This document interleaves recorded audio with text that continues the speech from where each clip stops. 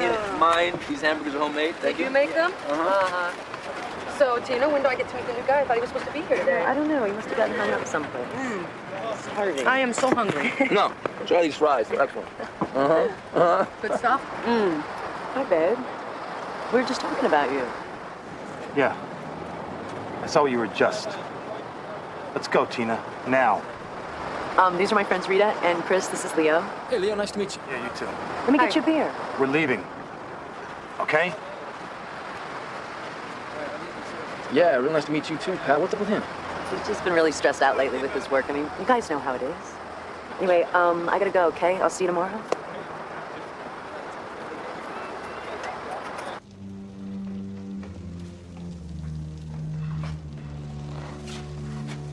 I don't know what's wrong with me. I see you with another guy. He's not another guy. He's a cop. We worked together, Leo. You humiliated me in front of all my friends. Be like that, huh? Don't, okay? You giving me orders now, Tina? Hmm? Come on, baby. You belong to me. You are my property. I own you, baby. Okay, I don't want to play this game. We are the game, Tina. It's part of us. Now say it. You're hurting me. Say it. Now say it. You Say it. are my. Tell me, baby. Oh, God, please.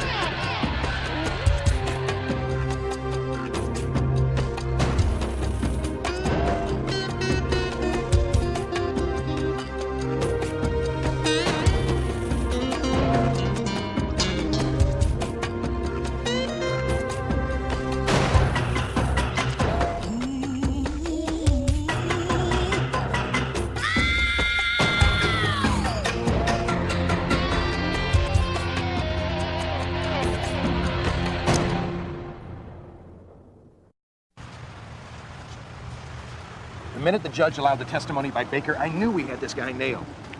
You and Chris did good work this time, Rita. Thanks, Stuart. Hey, Tina, what Rita, happened to Donovan. you? Listen, I'm going to catch up with you, George. Give me a Chinese chicken salad if the lettuce isn't too brown. Lettuce is always brown. Second choice? Look, Tina, Rita, look, I'm kind of jammed today. Maybe we can talk later? you cannot tell me that you ran into a door or fell down. We both have been cops too long. It's really no big deal, okay? Wrong. A guy punches you out. That is a very big deal. Look, he just lost his temper. He's really not that way. He beat you up, Tina. Now, there's no excuse for that. Look, you don't understand, so just leave it alone, all right? I know what I'm doing.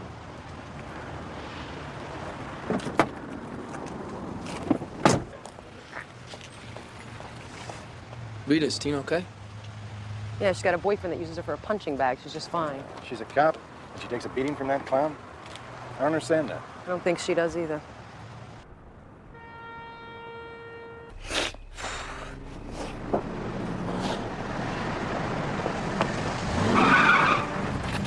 Get away from me. It's over, Leo. In the car, Tina. Can you kill me, Tina? Get back in the car. Try. Just pull the trigger. I'll do it. Do it now. Can you? You can't leave me, Tina. I can't let you leave me.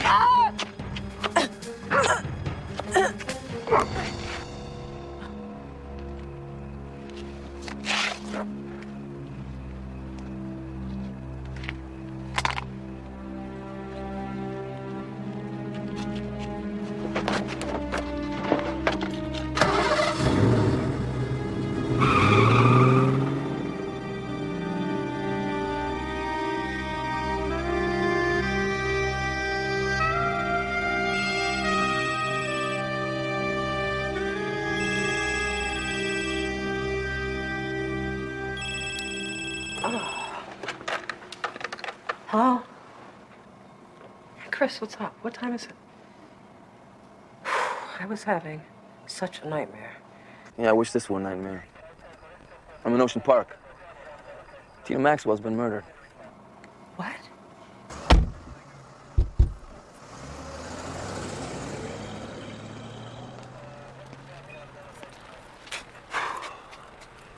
You okay?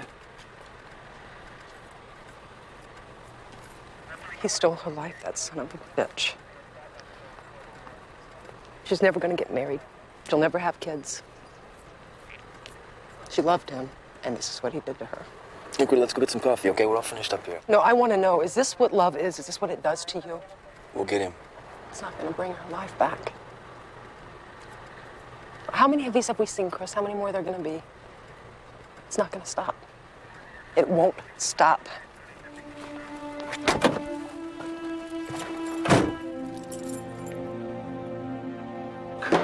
I told you what happened. I said I'll sign a statement. I'm tired. And Tina Maxwell is dead and you killed her. It was an accident. Your friend liked rough sex. The rougher, the better. This time things got out of hand. People don't die making love, Leo. You know what I think? I think you had a fight at your apartment. She went for a walk. You followed her and you strangled her. Yeah, I followed her to talk it out, but things got intense. We had sex. Rough. She wanted to push it to the limit. She pulled her gun. You Hey, killed her, get your you hands off me. bastard! Oh, You get your son hands of a off me. bitch! Let him go. Sit down. Sit down. Come on. Come on.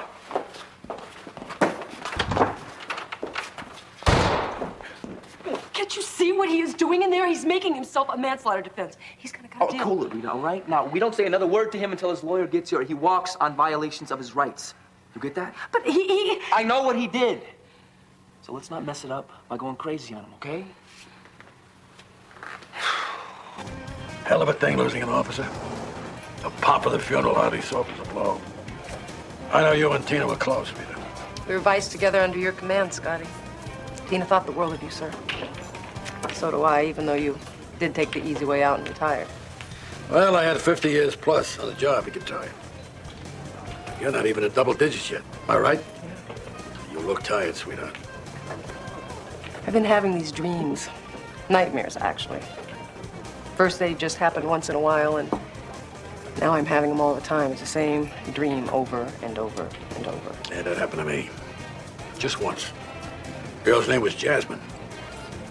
I still carry that one around. I think I read about that case. You must have been a rookie detective back then. She was a singer, wasn't she? Right. They said her voice was magic. I never heard it. She was dead the first time I saw her. She was beautiful even then. It was brutal. The killer had fixed up her body, put fresh makeup on her, kind of displayed her so she looked nice whenever she was found. It was gentle, caring. I always figured the killer was in love with her. Sounds like you know who it was, Scotty. Well, my money was always on her husband, Warren Hayworth. He was one tough guy. I never could get to him. Hey, Scotty. Yeah, he's got to be talking about Jasmine. It's the only time you sit still for this long. Guilty, kid. You know me too well. See, most people, they carry a snapshot of their wife and kids. Scotty's got a snap of Jasmine. Guilty again. She was the most important case I ever had. And I never solved it. I guess I kind of fell for it, too. Not nuts. Falling for a dead girl. Well, I still got a cardboard box that big full of evidence from the case. I'd like to take a look at that box, Scotty. She's really beautiful, Scotty. That she was, sweetheart. That she was.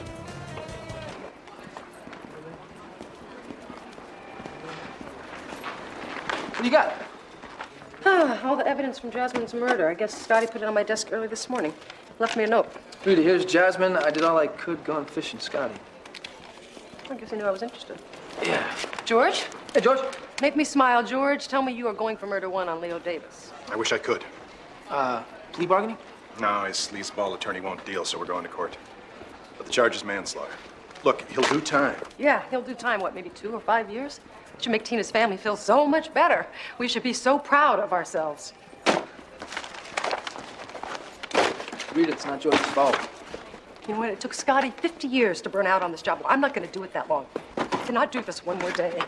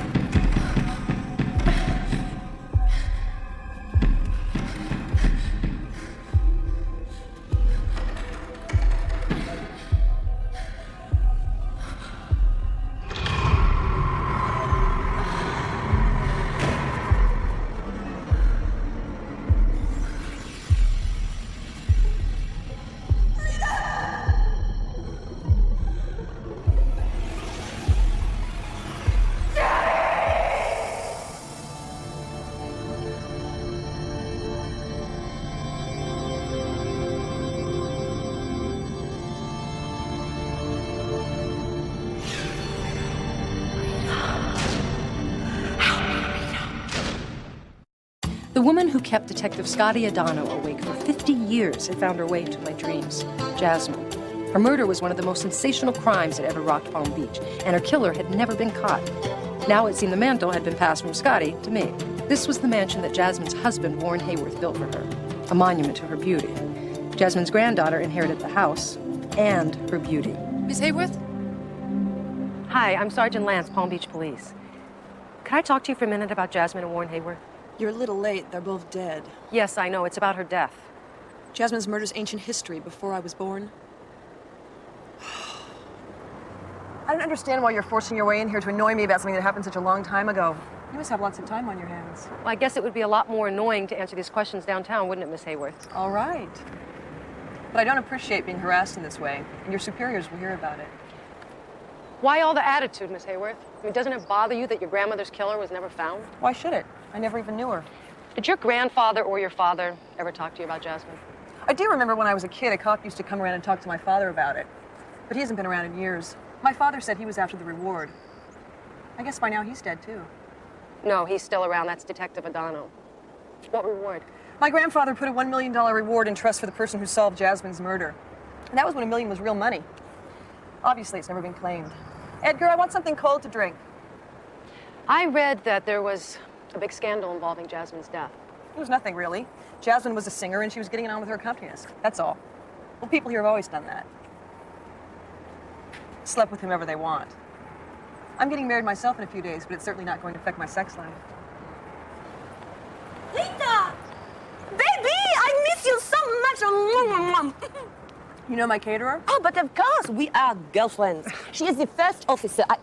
No, it's all right, Solange. She knows that I'm a cop. Oh, I'm so relieved. I think this is another one of those under-the-cover things you do. Just don't arrest a sweet woman before the wedding. I have such goodies in store for her. Good.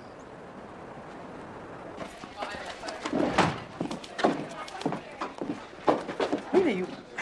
Oh, man, where you been? I have been up to my neck in this stuff. It's fascinating. I can see exactly why Scotty got hooked now. Look, you have any idea how worried I've been? I just got back from your place. I went over there after you wouldn't return my calls or my pages. I'm sorry. I lost track of time. I was going to call you, but I was up all night with this stuff. She was in my dreams. Jasmine. Huh. Look at this. This is her right here. This is Jasmine. This is Victor Lozano, the piano player at the club. Look at the connection between the two of them. I could see it in their eyes. It's amazing. What they had was not casual, no. And it wasn't lust, it was much more than that.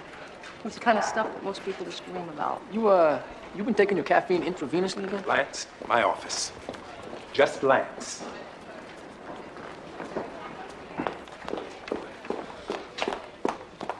What's up, Lieutenant? Close the door, Rita.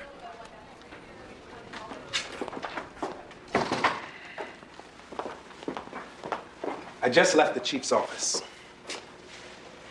He called me in because he just had a call from Catherine Hayworth's attorneys inquiring as to why one of my officers is bothering their client about a crime that happened 50 years ago. It's a homicide, Lieutenant. Homicide cases do not close until they are solved. You think you have to tell me that? I didn't have an answer for the chief's question because I had no idea what you were doing. And I felt foolish. I don't like feeling foolish.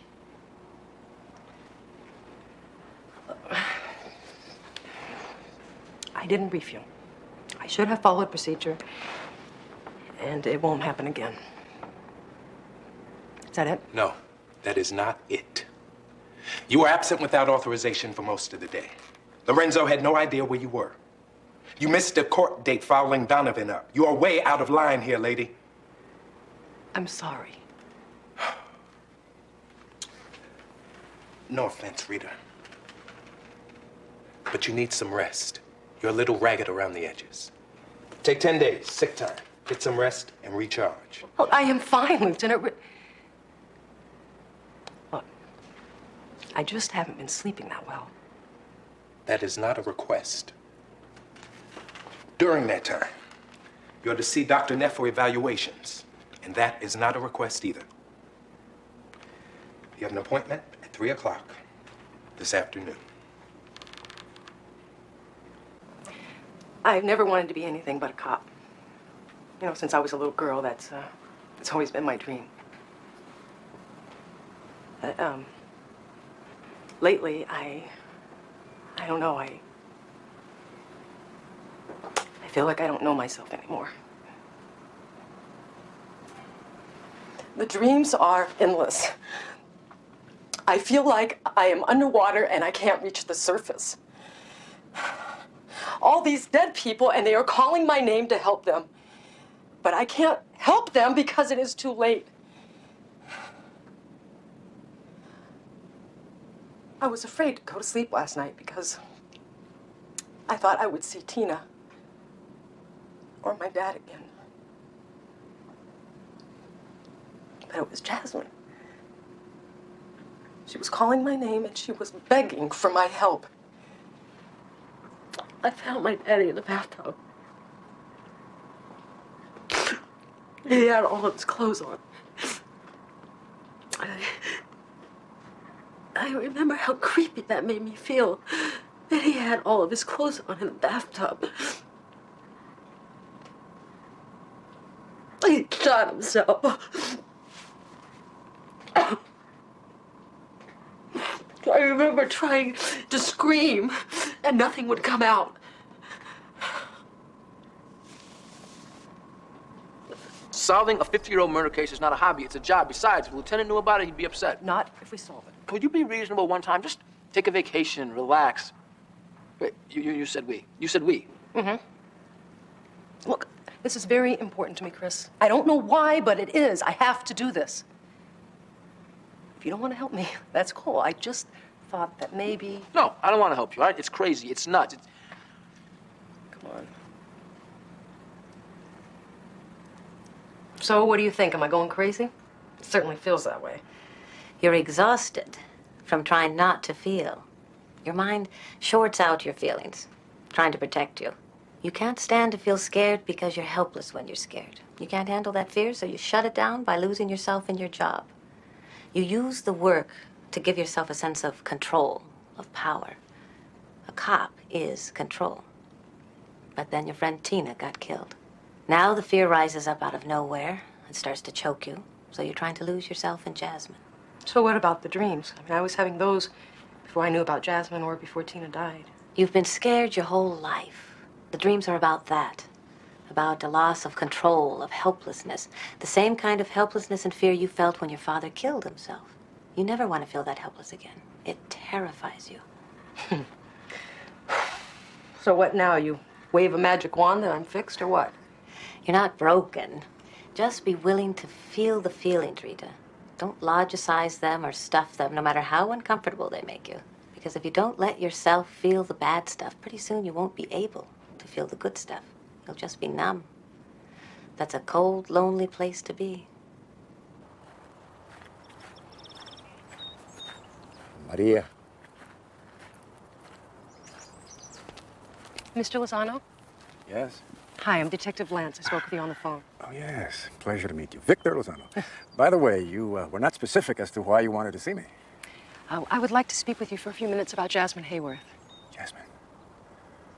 Oh, of course. Why don't we go sit in the garden? We can talk there. Okay. My wife will be fine. Jasmine's been gone for so long. And yet, to me, it doesn't seem that long at all. I could see that the two of you shared something very special. I could see that in the pictures. Yes. Mr. Lozano, I thought that if anybody could shed some light on what happened to Jasmine, it would be you. You're very good. You're very observant about other people's emotions, but otherwise you're wrong because I don't know who killed her. And if I did, I certainly would have spoken out a long time ago. Tell me about her. Jasmine. Oh. She was a magnificent woman. Beautiful, so loving. God, I've missed her every day that she's been gone. Think about losing the most important person in your life and not being able to share that loss and the pain. Can you think of anybody who might have wanted her dead? Her husband. They had a very bad marriage. She secretly had filed for divorce. And he was angry when she told him. No, Jasmine did not tell Hayworth. Martin Weston did. He was the family lawyer, their watchdog, and you're absolutely right. Hayworth was very angry. He was also intensely jealous. You know that he once told her that he'd rather see her dead than ever be happy with another man. You know, the investigating detective always suspected Hayworth, but he couldn't prove it. Well, let's face it. Money is a powerful tool, Detective Lance. Weston was Hayworth's ally. I mean, he had to keep the silence. Is Martin Weston still alive? No, he's not. However, the practice of law is like bad genetics. It passes from father to son to grandson. The Martin Weston office is still open for business. He was a small man.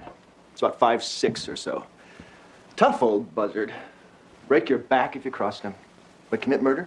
Not the Warren Hayworth I knew about. What if we were talking about an unfaithful wife? Oh, especially not her. Old Hayworth was a cold man, but Jasmine was the one thing in his life that he loved. Mr. Weston, did your father or grandfather ever mention how Hayworth reacted when Jasmine filed for divorce? Divorce? She never filed for divorce. Are you sure? My grandfather was Hayworth's lawyer. He knew everything that went on in that marriage. Maybe she had another lawyer file the papers. Detective Lance, it just wouldn't have happened. Jasmine died a long time ago. Why stir this all up now? Everything contradicts everything, and everybody has a different story. Well, everybody's relying on what they heard from somebody else except Lozano, and he's getting up there in age. Maybe his mind's slipping. No, he's sharp, and he's very specific about his details. Well, maybe he's lying. I mean, he's the only one that was alive back then, so he's the only one that's got something to gain or lose. Look out!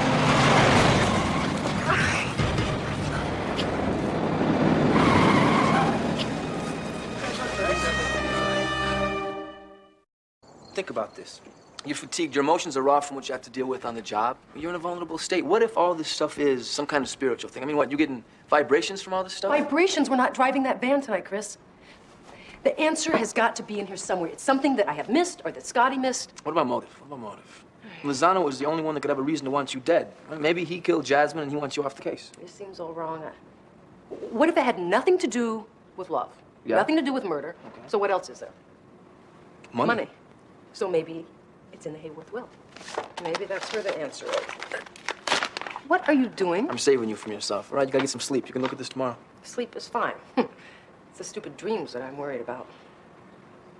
Look, I really appreciate you hanging in there with me. You get me all misty-eyed. All right, I will be in here in case the cat with the van comes back. You go and get some sleep. Okay. All right? See ya. Good night. Good night.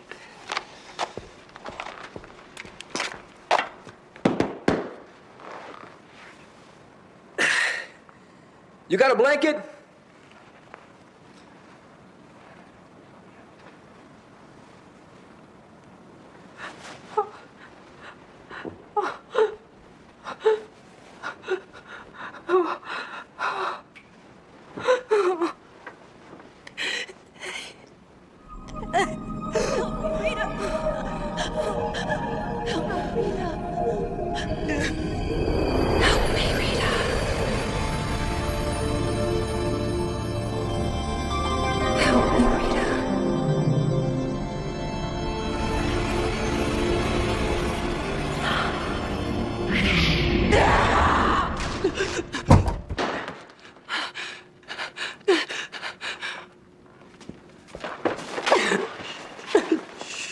I was having a nightmare about Jasmine. I was in her coffin.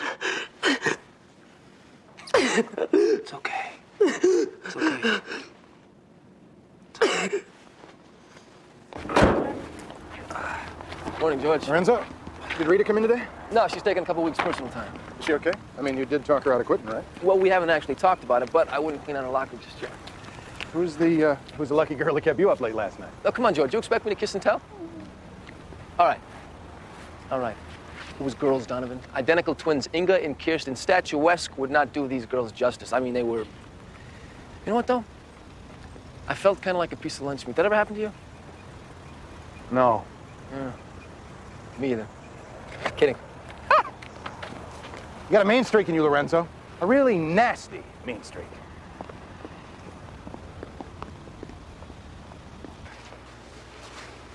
Wow, this is old. What are we looking for? I'm trying to find something that everybody else missed. I'm trying to find out who killed her. And she was last seen alive around 11 p.m. She was found dead the next morning at 6 a.m. And the coroner guessed the time of death around 2. Not very exact procedure back then, huh? Let's just say that it was. It was 4 hours between the time she was killed and the time that she was found. Okay. There was no blood where she was found. Killed somewhere else, dumped at Dockwell Point. No, she wasn't dumped. Whoever killed her, they took the time, they cleaned her up a little bit, they put some fresh makeup on. Bizarre. It's the stuff urban legends are made of. So what do you make of those wounds? Nothing peculiar about the blade. Kind of a slashing attack, a couple of puncture wounds. And maybe an attacker who wasn't very big. Why? Shallow wounds. Also, if the person were small, they'd have a hard time moving the body alone. Maybe have to work something out, which would eat up the 4 hours. Not to mention that cover girl job. Moving a dead body isn't easy. So maybe we're talking about a woman. Or a small man. And look at the location of these wounds. Primarily on the hands, upper chest, arm. Victim was in a defensive posture. So maybe she was trying to protect her face. Whoever killed her might have been trying to disfigure her, and they might have been jealous of her beauty. Or enraged because of it.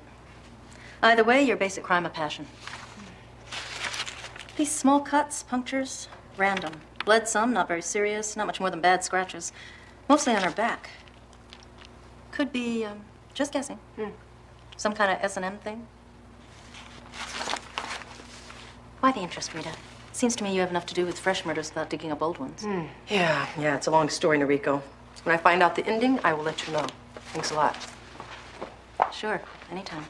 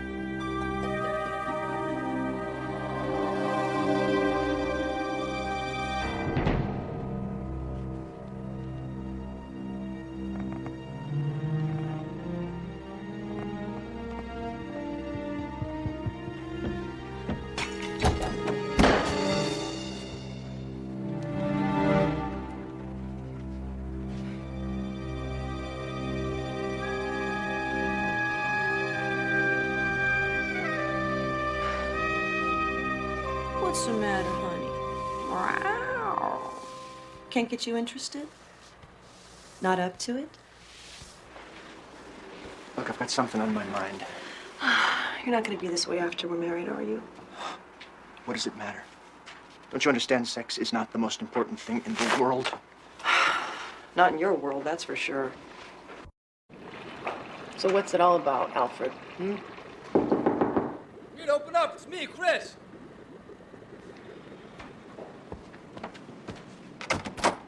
Look who I found outside your door. I dropped by to say hi, see how you were. I happened to look across the street. I see a pair of binoculars sticking out of a car, and behind the binoculars, Solange. Hello. Hello. Does he know? Know what? About your guest? Earlier? I followed Alex West on here, Rita. He, after all, is Catherine Hayward's fiancé. He went around the building to the back door, maybe? A discreet lover is so hard to find these days. He was discreet, all right? He was in and out of here before I could see who it was. So what were you doing following him, Solange? Good question. Well, if I say this, it will stay with us, oui? Sure. I am catering the Hayward Western wedding, as you know, and it is the biggest society event of the year. And also, I am providing certain photographs to a tabloid newspaper. Unknown to Miss Hayworth or Mr. Weston, I'm sure. Of course. Call me incognito paparazzo. Call you out of work if he finds out about it, Solange. So, anyway, I sell these pictures to the supermarket rack, and then I think, what would they pay for scandal? And I would love it, too. And then I see you, Rita, talking to Catherine, this beautiful homicide detective, and I think, maybe... It was you following me, wasn't it? The Palomino pantsuit. You look so butch, Rita. I love you in that. Thank you, Solange. Anyway, I follow you, I follow Alex Weston. Did you find any scandal? No, I did not get it. But you must not say a word to Alex, or he will fire me just like that. Hey, I thought you were working for Catherine. Oh, I am. She has the money, but he handles the business. He clips the coupons, writes the checks. All she has to worry about is her libido. Au revoir. Bye. Binoculars, Slash. Thank you very much. Yeah. Yeah, no, thank you very much. I appreciate it. Okay. Oh, come on, Rita. You promised. If Lieutenant Hudson's... You look terrific. Thank you. I slept like a log last night. I did not have any dreams. I woke up feeling sort of very peaceful, like the whole storm had passed. I'm back. Yeah? Yeah. Yeah? Yeah. Well, you know, that's outstanding, because I just got off the phone with the rental agency from Jupiter, all right? Now, they rented a gray van to one Alex Weston the day before yesterday. I say it's time we go ring him out. Okay. I would like to stop on the way, though, because I think I figured out why Alex Weston tried to kill me. Is this supposed to mean something to me? I never read it. I wouldn't know what it said if I did. Towards the end, there are several codicils. You talk like Alex. They're amendments, additional provisions. One of them funds the reward trust. There's a time limit on the reward. The time's almost up. If Jasmine's murder isn't solved in 50 years, $1 million and all its accumulated interest goes back into the Hayworth bank account.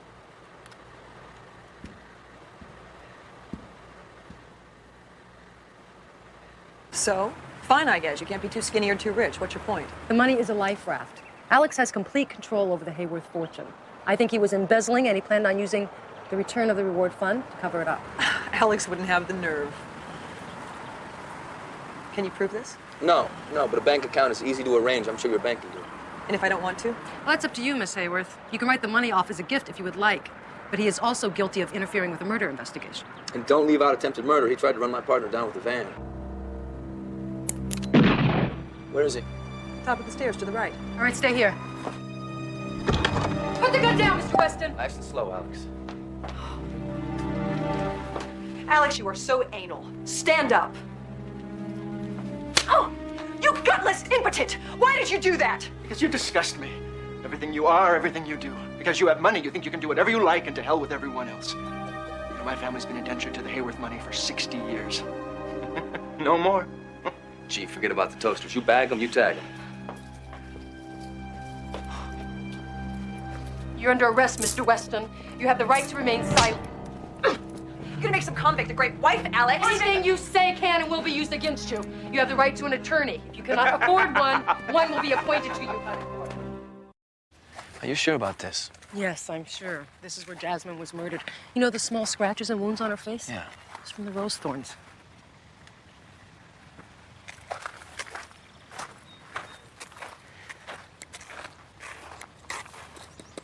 Victor? I've come for the other glove, Victor. How did you know? I don't know. I just had a feeling. Oh, God. We were so young. So much in love. There we were, running away to be together. You know, they had a child. A young boy. And Jasmine was leaving him for me. Against my wishes, she went back home. She wanted to see her son one last time. And then her husband, Hayworth, he was there. He caught up with her. He beat her up, almost senseless. So she called me at the club. She told me that she wasn't going to leave with me. I don't know why she came here. Because we were supposed to meet back at the club. She was so afraid, crying. She was hysterical.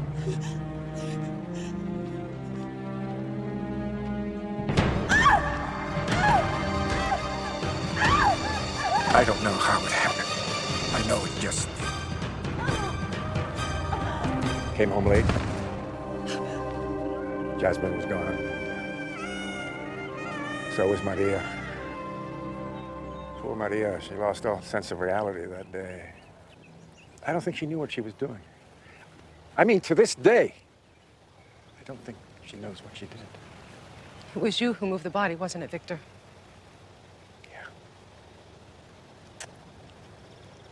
That was the hardest thing I've ever done in my life.